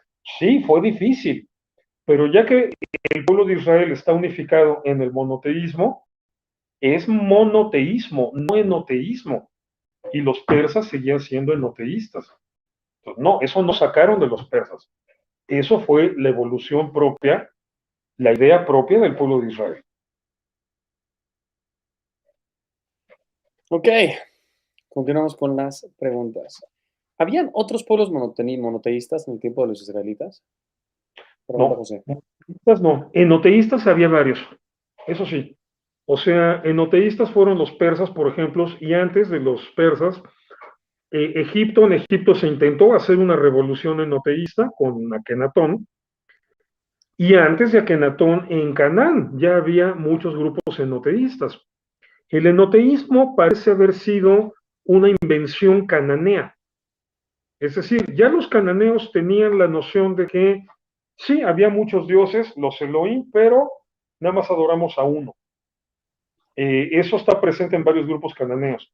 Y por ejemplo, los Ixos, un grupo que se sabe es un antecedente del pueblo de Israel, los Ixos eran enoteístas. O sea, tenían muchos dioses, pero nada más adoraban a uno. Entonces, sí, sí hubo grupos enoteístas, pero ninguno monoteísta. El pueblo de Israel es el primer grupo realmente monoteísta de la historia. El monoteísmo, el otro monoteísmo que va a aparecer en la antigüedad es el monoteísmo filosófico griego. Es decir, no es una cuestión religiosa. Estás justamente preguntando sobre eso porque acá hay un comentario de Carlos que dice, si ya Sócrates había hablado de un solo Dios. Te dejo para que contestes. Sí, bueno, voy con eso. En Grecia no se desarrolló una religiosidad monoteísta, pero en el ámbito de grandes filósofos, sí hay un punto en donde los filósofos entienden que lo más lógico, lo más razonable es pensar nada más en términos de un solo Dios. Entonces, el primero que lo va a plantear ya de una manera como muy explícita es Anaximandro de Mileto. Él es el primero que habla de lo divino como algo unificado. Y algo que además está bastante difícil de explicar. O sea, Anaximandro no se arriesga a tratar de dar una definición exhaustiva de lo divino. Y después de Anaximandro de Mileto, Parménides no va a hablarlo en términos religiosos, no va a hablar de lo divino, pero sí va a entender que lo divino de lo que habla Anaximandro es lo verdadero. Entonces, digamos, ya está esta noción. Y Sócrates, obviamente, como discípulo de Parménides, va a retomarla y por eso Sócrates es acusado de ateísmo, porque en la lógica griega, pues si no adorabas a todos los dioses eras ateo. Pero el punto está en que Sócrates ya es un claro defensor del monoteísmo filosófico. Entonces, es este, digamos, en esta élite intelectual de filósofos griegos donde se va a dar la idea del monoteísmo también. Que la gran diferencia con el monoteísmo israelita, lo voy a decir en términos sociales, no en términos religiosos, eso se lo se tiene que explicar un rabino, pero la gran diferencia en términos sociales con el monoteísmo israelita es que mientras el monoteísmo en Grecia es una idea de la élite intelectual que se dedica a la filosofía, en Israel es la religión del pueblo de Israel, es la religión del pueblo. Esa es la diferencia. Bueno, evidentemente los griegos fueron después de que ya Israel, o sea, ya era un pueblo, ya habíamos pasado por varias partes, de hecho, ya habíamos sido, o sea, ya habían destruido el primer Beit HaMikdash, estábamos en camino a regresar a que destruyeran el segundo, o sea, no es como que lo inventaron ahí. Pero bueno, pregunta Carolina, ¿cuál fue la primera cultura monoteísta? Digo, esto lo explicaste hace una pregunta, nada más creo que sería muy bueno hacer el hincapié para definirlo. La primera cultura monoteísta fue Israel. La judía, sí. Sí, sí, sí. O sea, no conocemos ninguna otra que haya tenido esa noción preclara de monoteísmo. O sea, hay enoteísmo, la primera cultura enoteísta en algunos grupos cananeos, pero no eran monoteístas, eran enoteístas. Y el monoteísmo filosófico, bueno, pues viene de Grecia, ¿no? Pero no fue a nivel de una cultura entera. La primera cultura monoteísta es la cultura israelita judía.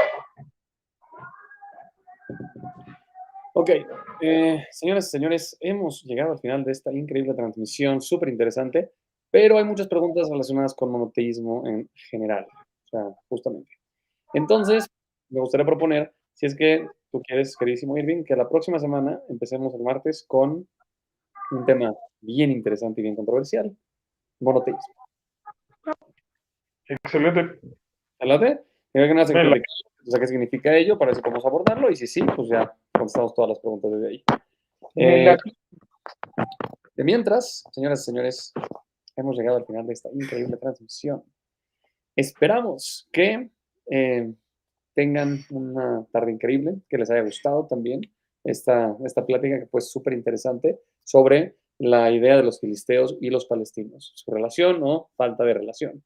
Y obviamente así o sea, les recomendamos, si es que pueden ayudar compartiendo esta información con gente cuando hablen sobre el tema, compartiendo este video o también invitando a otras personas que nos acompañan en este tipo de transmisiones. Al final, para eso estamos. Por eso mismo también tenemos el WhatsApp en donde la gente se inscribió para poder tener acceso a estas charlas y que no se pierda ninguna. Y pues, evidentemente, señores y señores, es muy, muy importante que de este espacio lo hacemos todos. Quiero agradecer también a todas las personas que están haciendo preguntas, que están interactuando, que están viendo la transmisión. Muchas gracias por estar presentes y por estar activos. Número 2, quiero agradecerle muchísimo a nuestro queridísimo medio Enlace Judío, que nos permite tener este tipo de charlas y también ayudarnos a comprender. Tener este espacio es un privilegio. Así que gracias. Y también quiero agradecerte a ti, queridísimo Irving, que nos enseñaste conceptos increíbles y nos ayudaste con un poquito más de perspectiva histórica. No, al contrario, Marc, gracias a ti. Ya sabes, un placer. Con gusto. Y pues bueno, señoras y señores, nos despedimos. Mañana nos vemos en la noche para la lectura de Tehilim y el viernes tenemos una plática pendiente conmigo. Así que no se pierdan. Y acuérdense que lo importante en este caso es no ser puentes. Y no, No es cierto. Ser puentes. y no muros. Gracias.